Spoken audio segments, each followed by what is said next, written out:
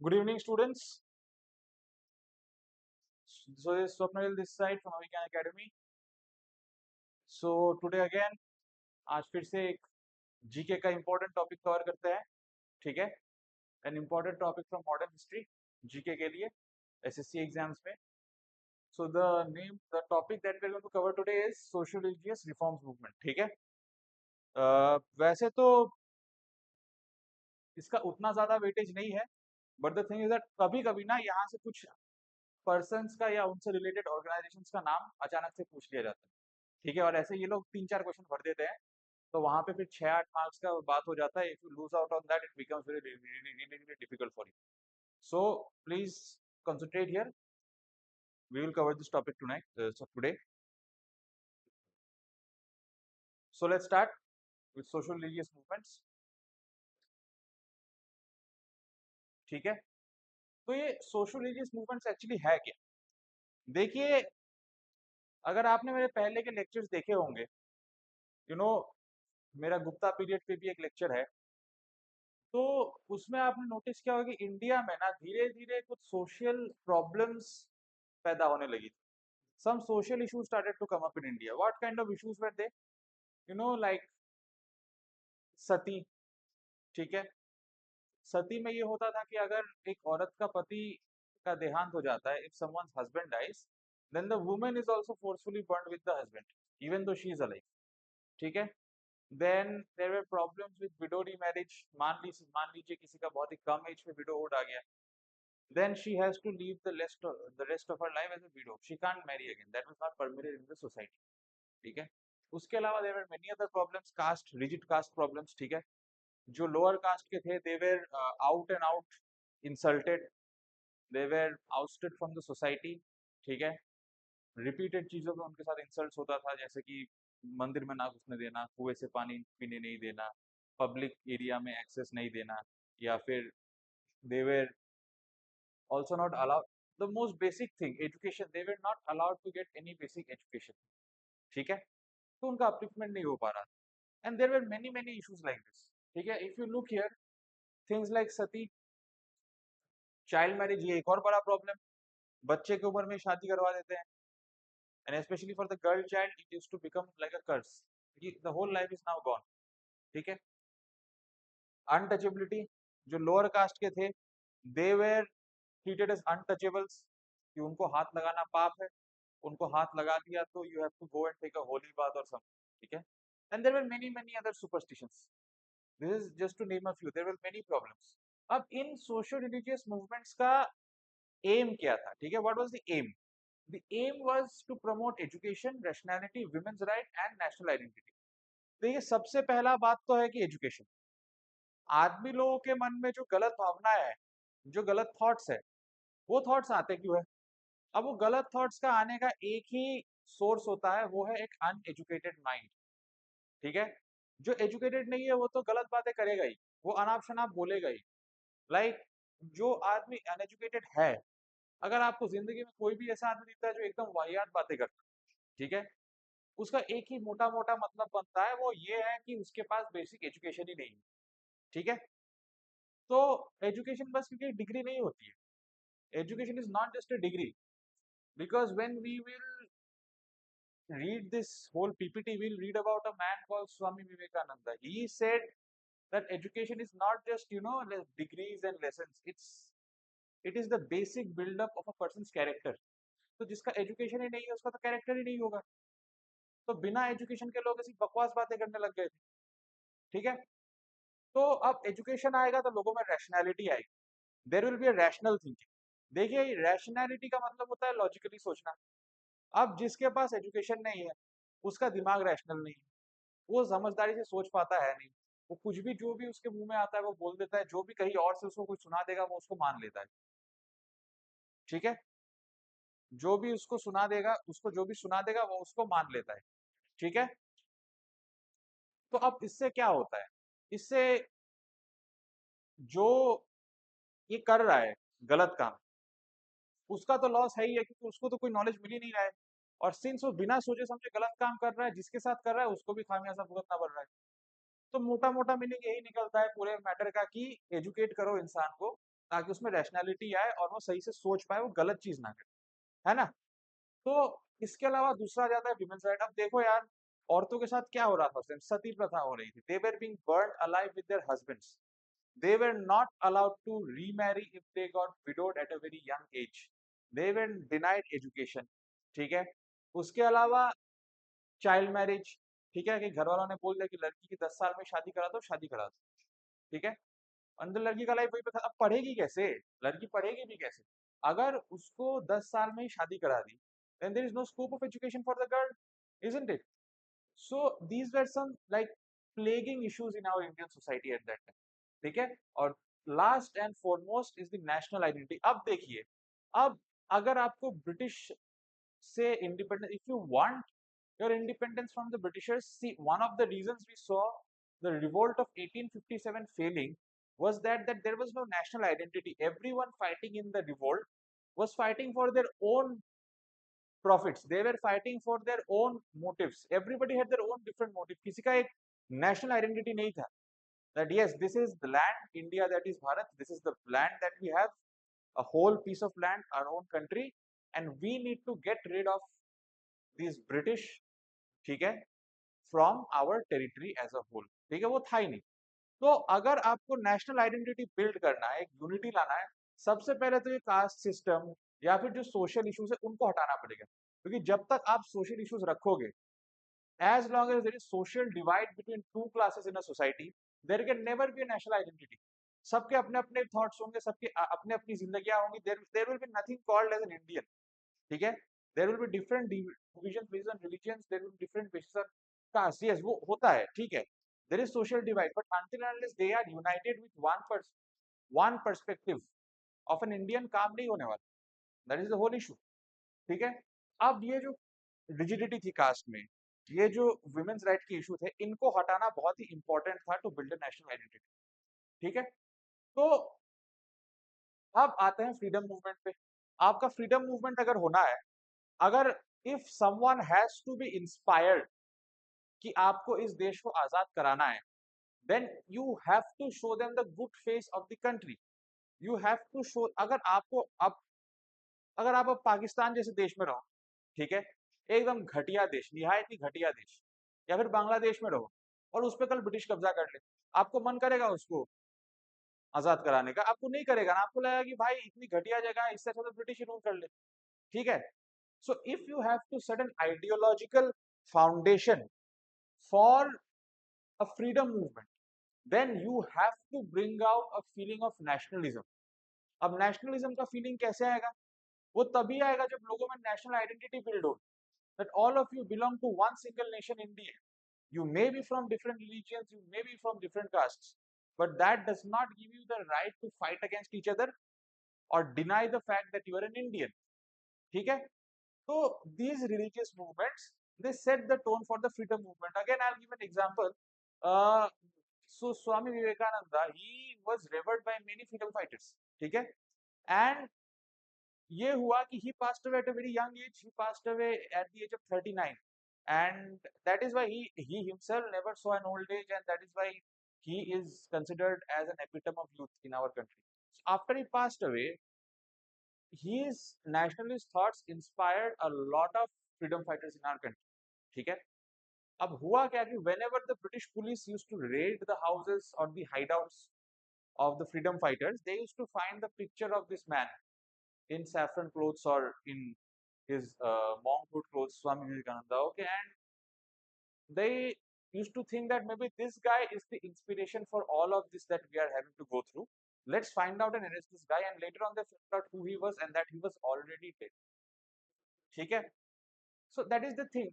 He is just one of the names. There are many other names in the social religious movements that went ahead to inspire people to come up and fight for their country, to take a stand for their country. So let's move ahead with our chapter and our facts. तो ये reforms आएगी, let's look at the reasons, ठीक है? पहला बात तो ये है कि देखिए, अब जब जो इंडिया का हमारा कल्चरल और एजुकेशनल सिस्टम था ना, in ancient times, no doubt it was way ahead than the rest of the world, there is no doubt about that. But as and when the time kept on going, हुआ ये कि कुछ कुछ चीजें ना कुछ लोगों ने अनवांटेडली इस सिस्टम में डालनी शुरू की और उसको रिजिडिटी देने लगे। जैसे आपका कास्ट सिस्टम हो गया, ठीक है, या फिर जो एंटी वीमेन सोशल नॉर्म्स हो गए, those things started to get embedded in the Indian education system, and they were these things were not right. ठीक है, they were not liberal and they were not rational.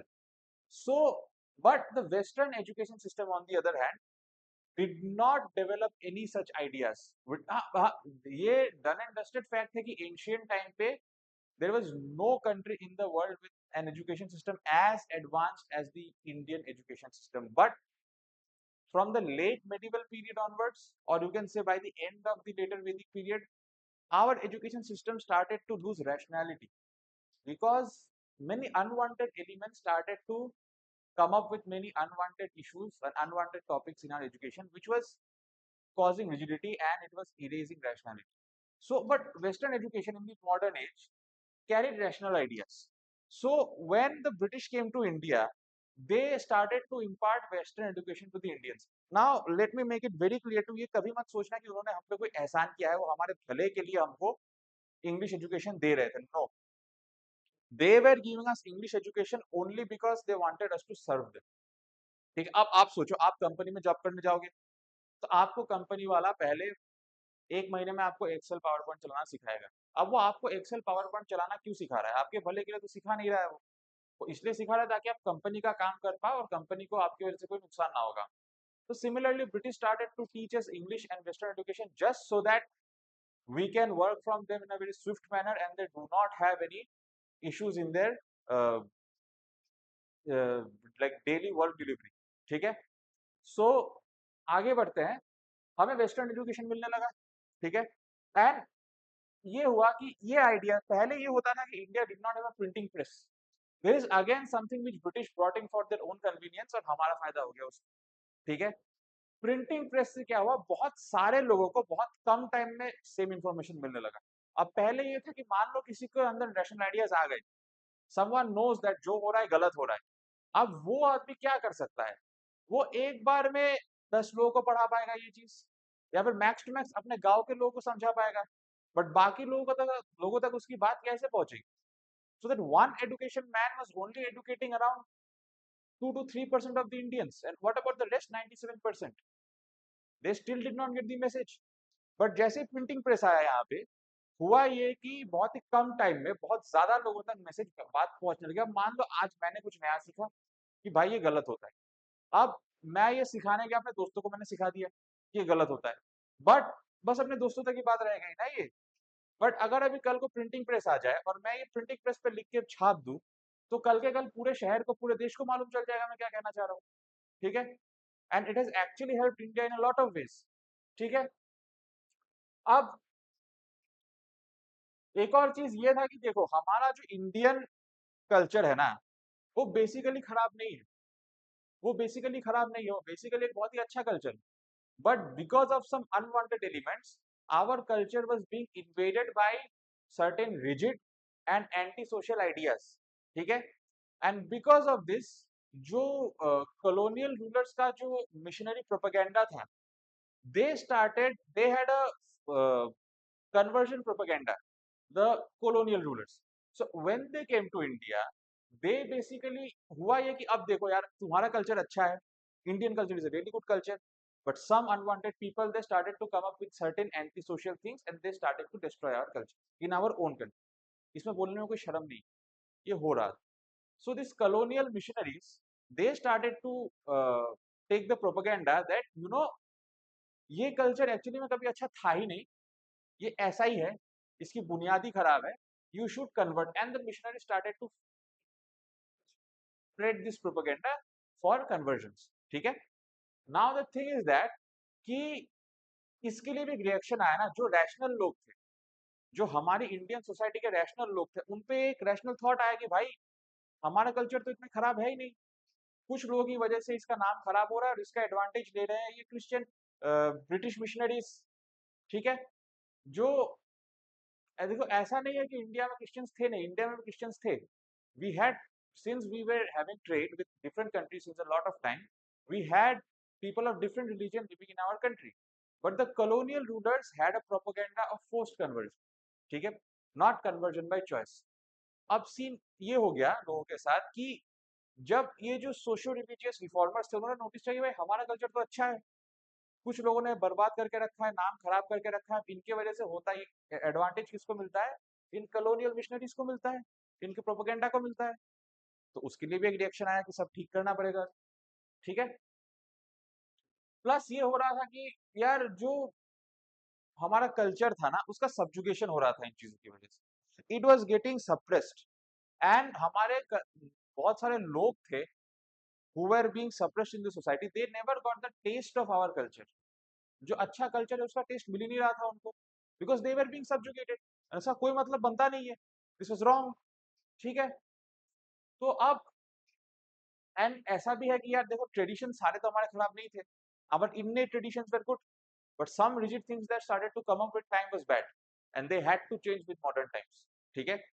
एक और ये था कि tradition रखना है बट उसको मॉडर्निटी के साथ मिला के रखना है, ठीक है।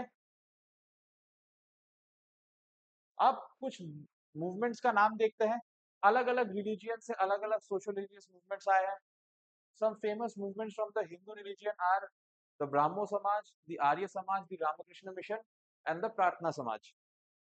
From Muslims some of the most famous really social religious movements were the Aligarh movement, the Deoband movement, the Ahmadiyya movement. और भी कुछ थे, सिंह सभा था, सिंह सभा सिक्स की तरफ से एक बहुत ही वेल नोन रिलीजियस मूवमेंट था, एक सोशल रिलीजियस मूवमेंट था, एंड द रेनुमाई मजदा सभा। अब ये जो था this was from the Parsis, it was started by Dadabhai Naoroji, he was one of the most well known people from the Parsi community in our country, ठीक है। And then we had the theosophical society, theosophical society was started by Annie Besant, we will C as we go ahead, ठीक है। चलिए शुरू करते हैं फिर एक एक करके। प्रार्थना समाज पे आते हैं, प्रार्थना समाज सॉरी ब्राह्मो समाज पे आते हैं। ब्राह्मो समाज स्टार्टेड इन द ईयर 1828, ठीक है।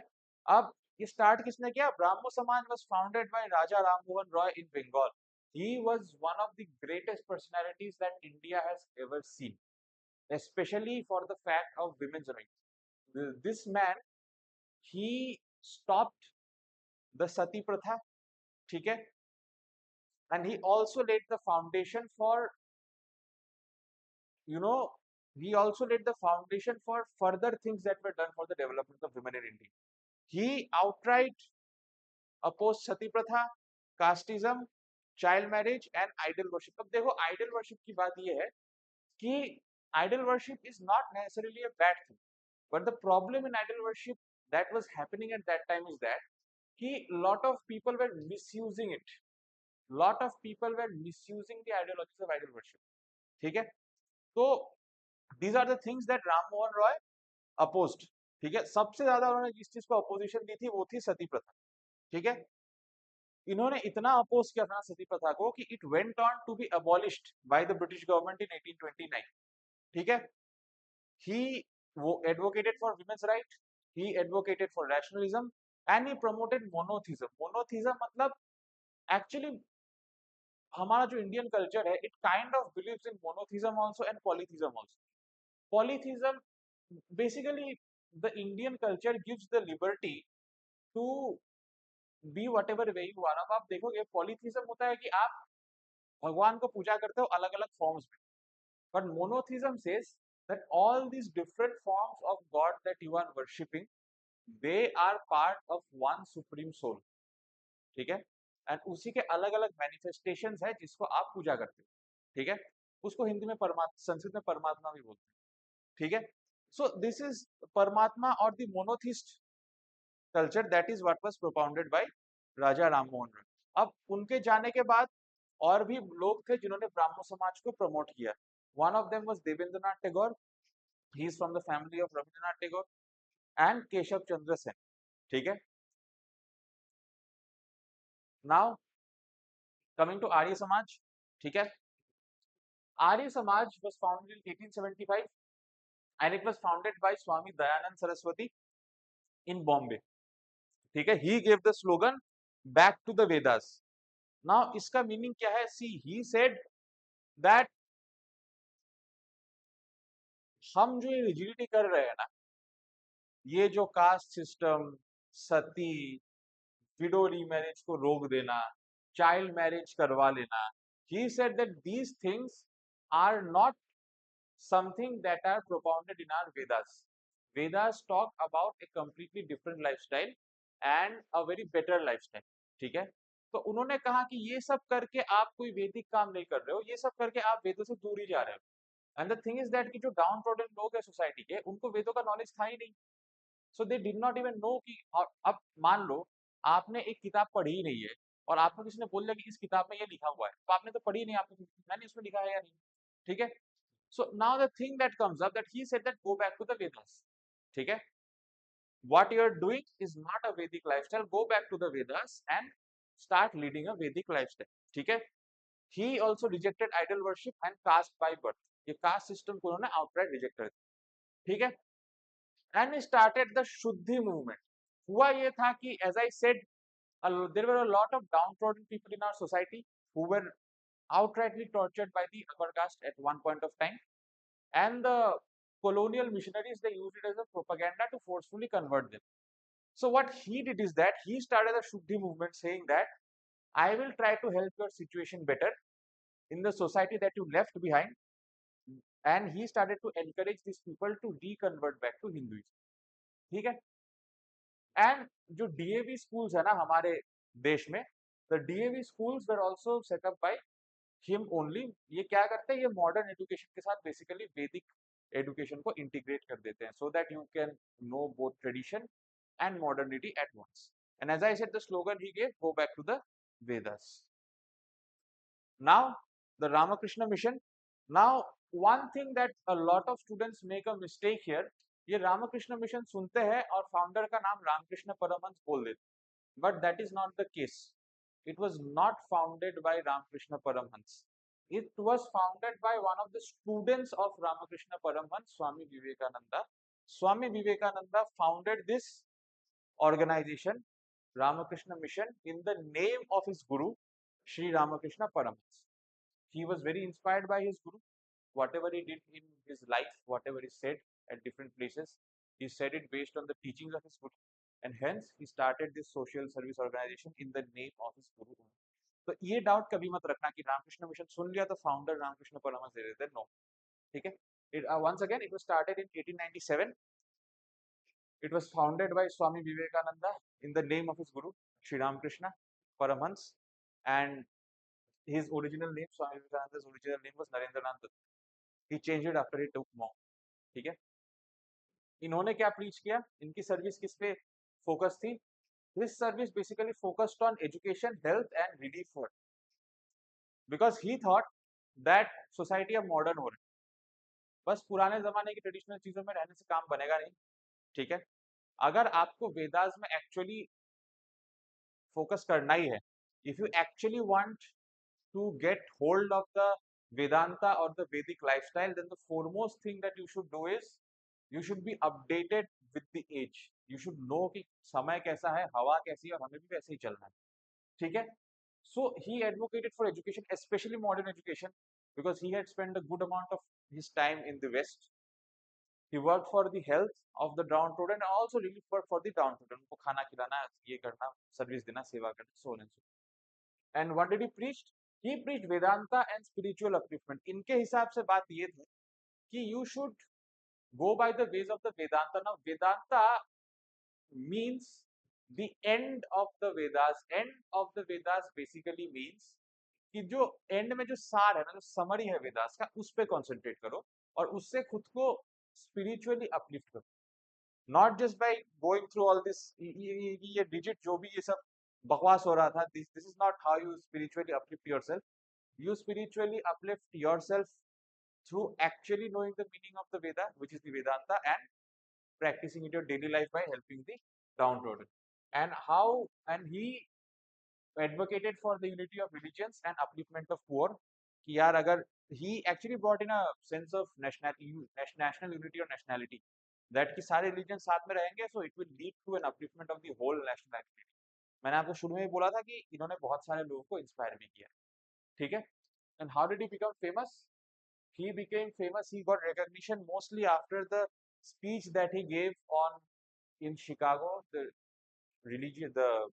world, I think the World Parliament of Religions. It took place in Chicago in 1893, and coincidentally, that speech was also on the 11th of September.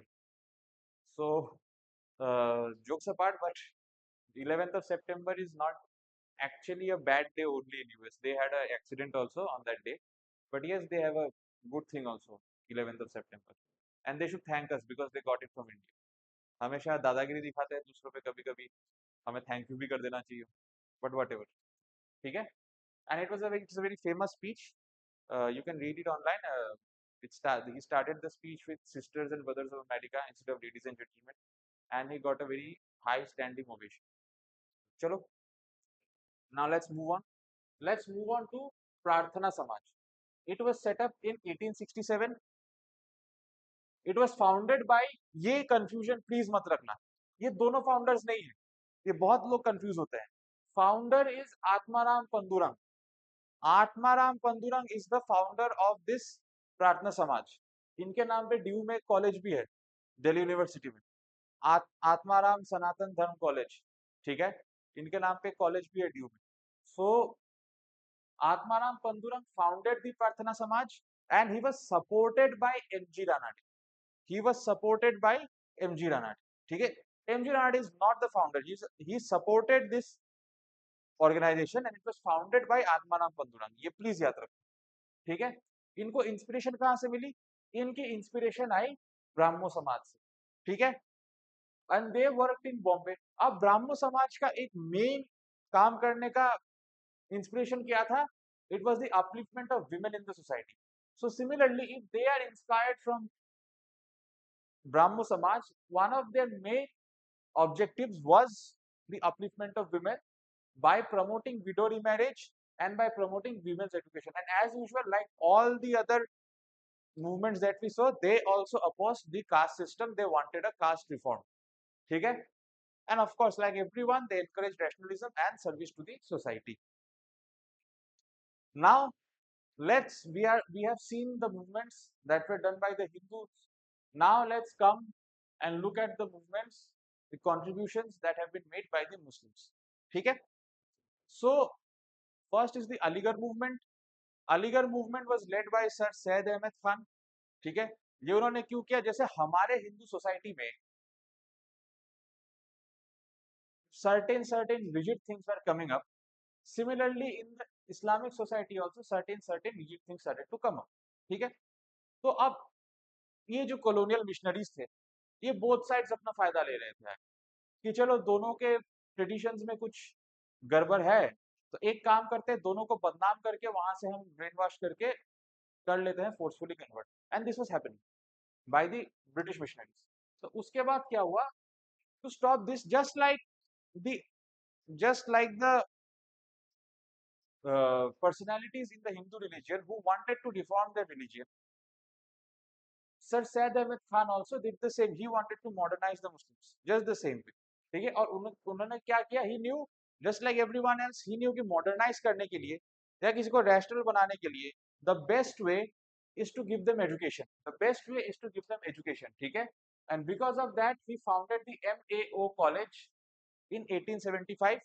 बाद में जाके इसका नाम अलीगढ़ मुस्लिम यूनिवर्सिटी पड़ा, AMU अभी भी है, काफी अच्छी यूनिवर्सिटी है, इंडिया की सेंट्रल यूनिवर्सिटी है, and it's very well sought also by many students. And like everybody else, he encouraged Western education, science and English. Why? Because this type of education was promoting rationality to the Indians. It was bringing the Indians together. एक चीज हमेशा याद रखना, Indians को English सिखाना was the biggest mistake of this foolish British people. Why? Because एक time पे ना हमारा कल्चर और लैंग्वेज का जो डाइवर्सिटी है, एक टाइम पे इंडिया के लिए कर्ज बन गया था, because there was no unity, people did not know how to communicate with each other. और ये प्रॉब्लम आज भी है, लोग लैंग्वेज बैरियर लेके झगड़ा करने लगते, तब भी था ये, तब और ज्यादा था. ठीक है, but when they gave such a language which could be easily spoken by each and every community in India, which is English. ठीक है, so this actually became a uniting force for the Indians later on. And you know how it united people? Not just by language, it united them through education as well. क्योंकि education, अगर English सीखना है तो आपको school जाना पड़ेगा, आपको educate होना पड़ेगा, वो मदर टंग से नहीं सीखी जा सकती घर पे। तो this thing actually became a very very you know dangerous move for the British themselves. तो हमें इंग्लिश सिखा के उन्होंने खुद के लिए गलती कर दी, but whatever it turn out to be good for us. ठीक है। He also advocated constitutional methods and loyalty to British, as in he was not a radical. ठीक है, he was not one of the radical leaders. He was more of a हम कांग्रेस में जब जाएंगे we'll see moderates and radicals. So he was not a radical leader. He was more of a moderate leader. ठीक है, and he advocated constitutional methods. मतलब जो भी हो रहा है सोसाइटी में, जैसे कॉन्स्टिट्यूशन में क्या होता है, everybody is equal, everybody should have the right to live life, everybody should have the right to privacy, everybody should have the right to education. These are the things which he advocated for. ठीक है, and of course he wanted social and education reforms. Now let's come to Deoband and Ahmadiyya movements. ठीक है, the Deoband movement was started in 1866. ठीक है, it was started by Qasim Nanotawi and Rashid Gangohi. ठीक है, what did they do? They started to promote traditional Islamic education. देखो जब ऐसा होता है ना, जैसे हमने हमारे यहाँ पे आर्य समाज को देखा, Arya Samaj wanted to promote traditional Hindu education. Why? Because जब लोग ट्रेडिशनल एजुकेशन को सीखेंगे अपने religion, then they won't be easily brainwashed by anyone to do something wrong in the name of religion or culture. ठीक है, so they also just like the Arya Samaj Hindu society में था या मुस्लिम सोसाइटी में है, they promoted traditional Islamic education. ठीक है, and Deoband movement actually rejected British loyalty and western education. उनका कहना ये था कि नहीं, हमें इंग्लिश नहीं सीखना, हम बिना इंग्लिश के लोगों को पढ़ा देंगे। अब वो उनका perspective, that's a different thing. The next is the Ahmadiyya movement 1889। It was founded by Mirza Ghulam Ahmad in Punjab. ठीक है, अब अहमदिया मूवमेंट कैसा था? They had a very modernist approach. ठीक है, and they wanted peaceful propagation of Islam, कि यार अगर हमें कन्वर्ट करना भी है, if we want to propagate the idea of Islam, हमें फोर्सफुली नहीं करना है, हमें पीसफुली करना है।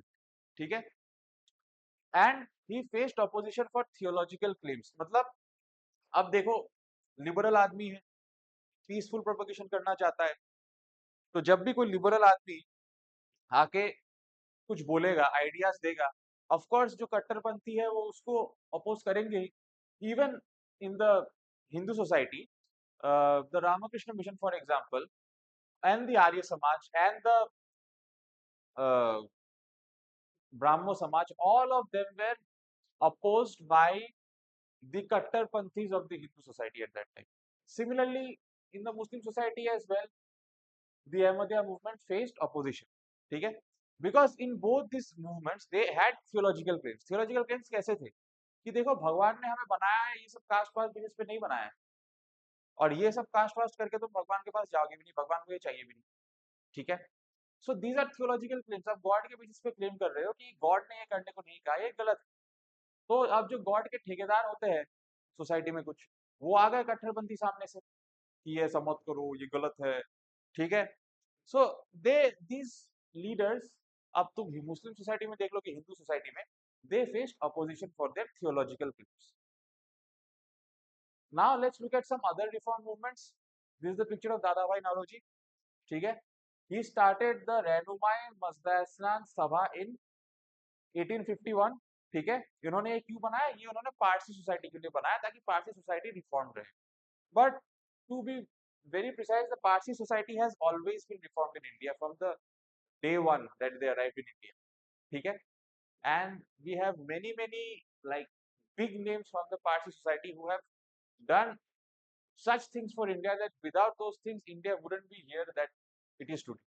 If we talk of Sam Manekshaw, ठीक है, he was a Parsi, Ratan Tata, he was a Parsi। अगर ये लोग नहीं होते तो इंडिया आज जहाँ पे वहाँ पे नहीं होता। So yes, the Parsi society has contributed a lot to the development of the country. It's a fact। ठीक है, then the Singh Sabha 1873। Singh Sabha क्या क्या? Singh Sabha started the Khalsa schools where they used to promote Sikh education. They revived the Sikh identity, the Sikh culture, and they also provided the basic education that a person needed to be rational in society। Then the Theosophical Society. The Theosophical Society in India was started in 1879 and it was promoted by Annie Besant. Annie Besant is not an Indian, okay, but still she has done a whole lot for India. She was also a member of the Congress. She was the first woman president of a Congress session. Okay, I think it was a Calcutta session. In the Calcutta session, she was the first woman president of Congress.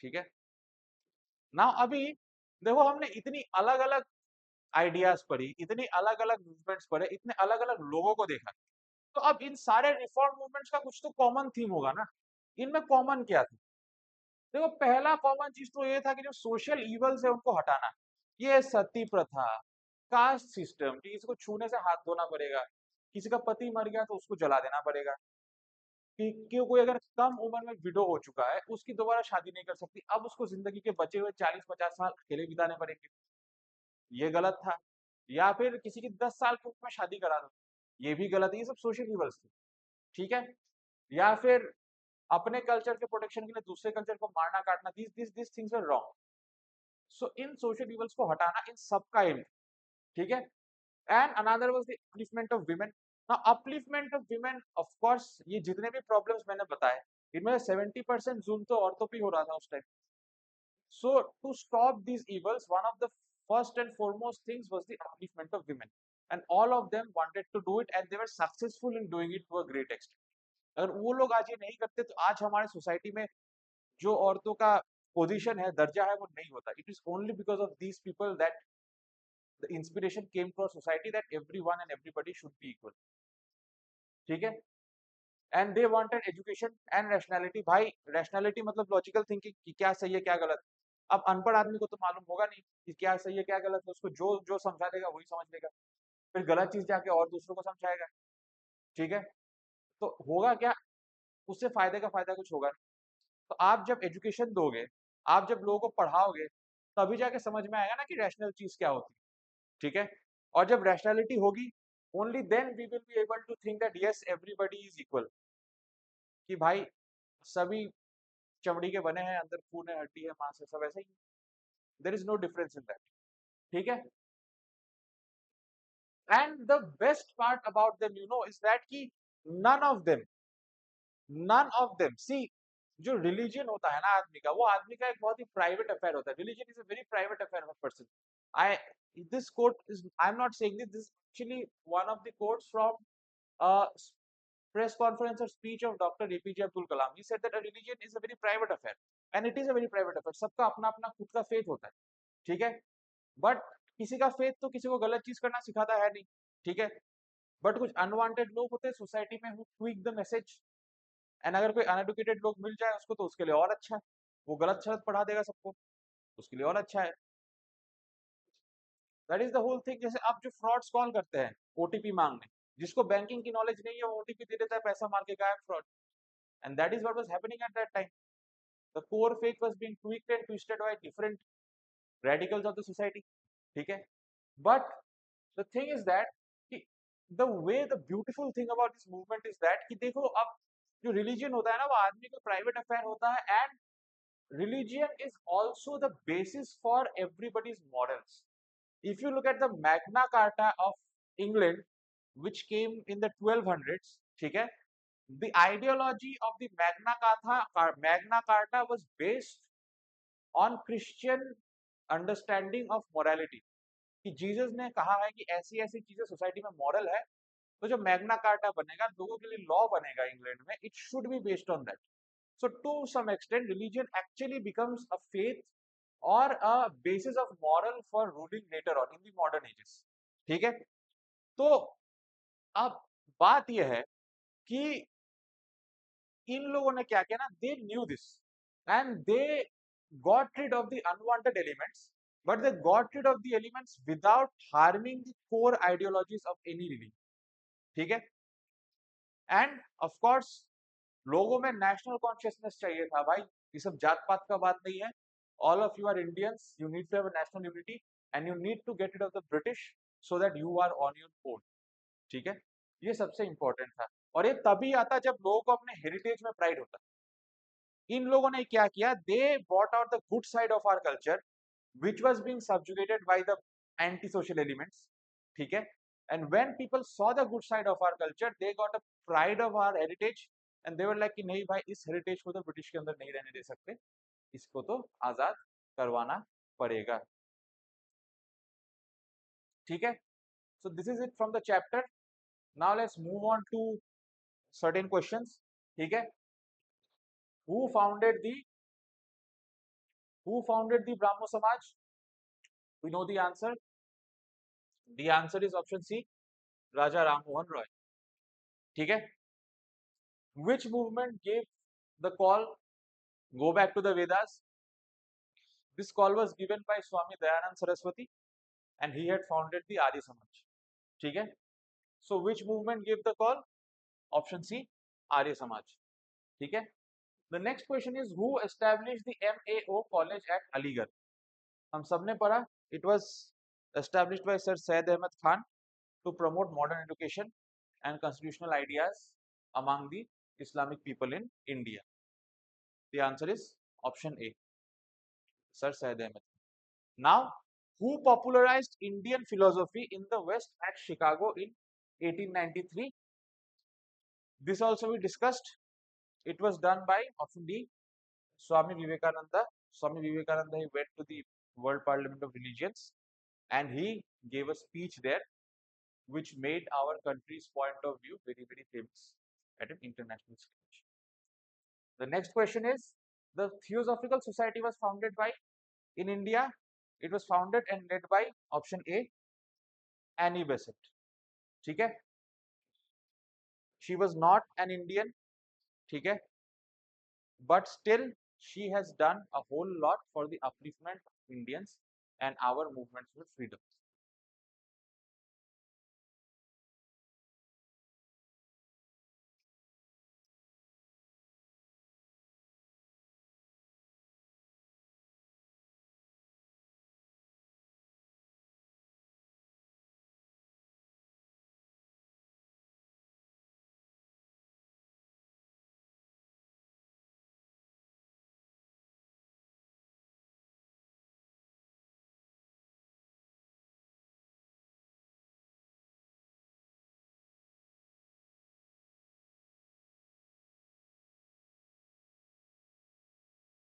All right, let's look at the next lot of questions now.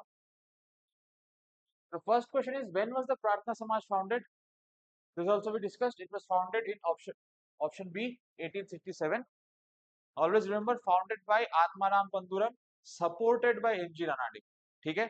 ये याद रखना, founder is someone else and it is supported by someone else. Confuse मत करना उसको. ठीक है? Which movement emphasized the Khalsa identity? It was a Sikh movement. Which movement was it? It was option B, Singh Sabha. ठीक है? Who led the Ahmadiyya movement? We spoke about this also. Ahmadiyya movement was led by option B, Mirza Ghulam Ahmed. ठीक है? Now, next question.